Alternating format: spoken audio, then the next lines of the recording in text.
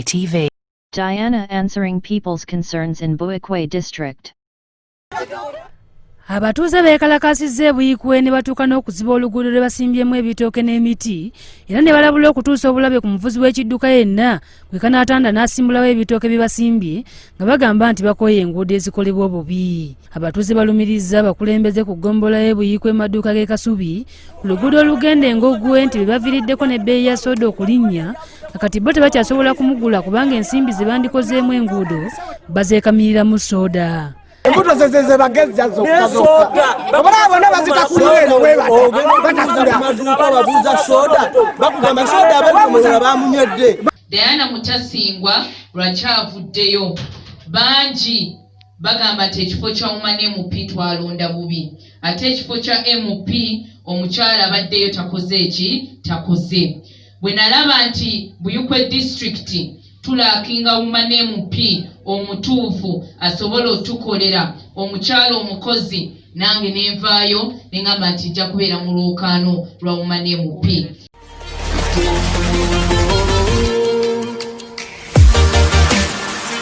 Kooti etuuziddwa ku kyalo Nakibizzi Wampala Zone mu Njeru Town Council nga abatuuze babiri abakayanira olusalosalo ye Betty Nabanoba ne Ddungu Proscovia ab'omuliraano.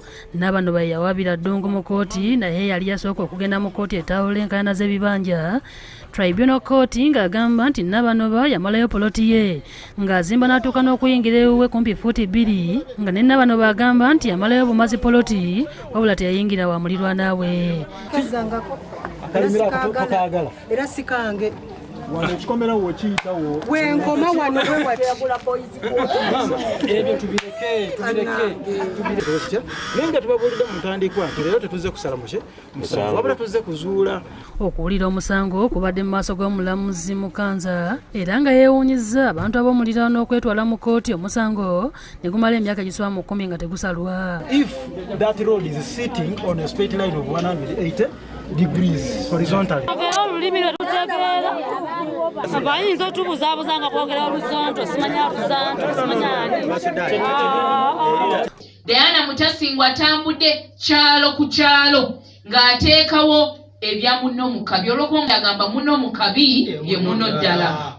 So Diana Mutasingwa under Diana Foundation byakoze tajja kwerabira ate ajja kukomawo.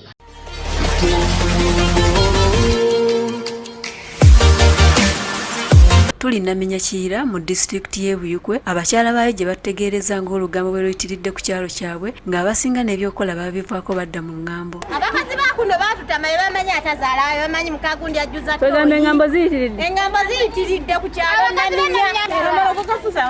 bakatandika bizinesi olunaku lumu wiiki emu ey'okuziringa ebintu bifala abantu battaba naabo bintu ebitalimu abantu ne bafa ebintu ebitalimu. Tulina abakazi ab'olugambo bayitiriza olugambo. Abakazi b'e Naminya bayina eŋŋambo yabanyifa mu makagoli n'obwenzi. Ne tutambula nga Diana Foundation nga tusomesa abakyala okwejja mu bwavu nti omukyala asobola okutuula ewaka n'anoga ssente oba omukadde ng'asobola okukola ebizigo ng'asobola okukola kando ng'asobola okukola liquid soap ng'asobola okukola obuleesu shampoo n'engatto. Diana Foundation ne tutambula ku byalo ne tutambula ku muluka nga tuteekawo ki enkulaakulana.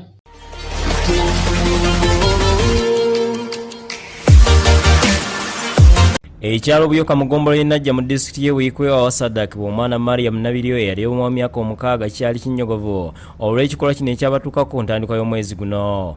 Gye bakoma okutusalira abaana baba batufiiriza future ez'omu maaso nnyingi.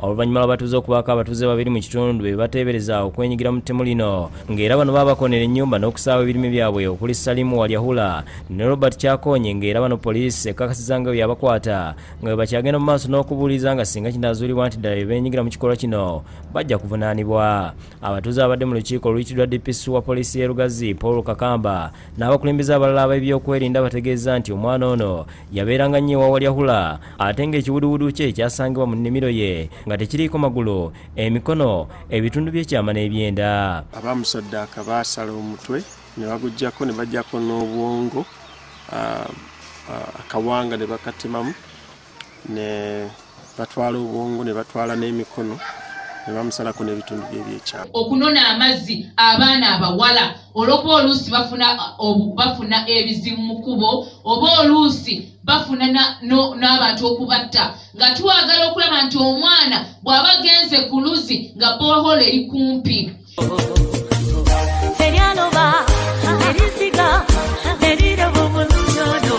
Naye Diana Mutasingwa ng'ayita mu kitongole kye ekya Diana Foundation adduukiridde Eseza Nakayimagwe nga bamudduseeko mu ddwaliro e Kawulo oluvannyuma lw'okutegeezebwa nti azadde abaana 3. My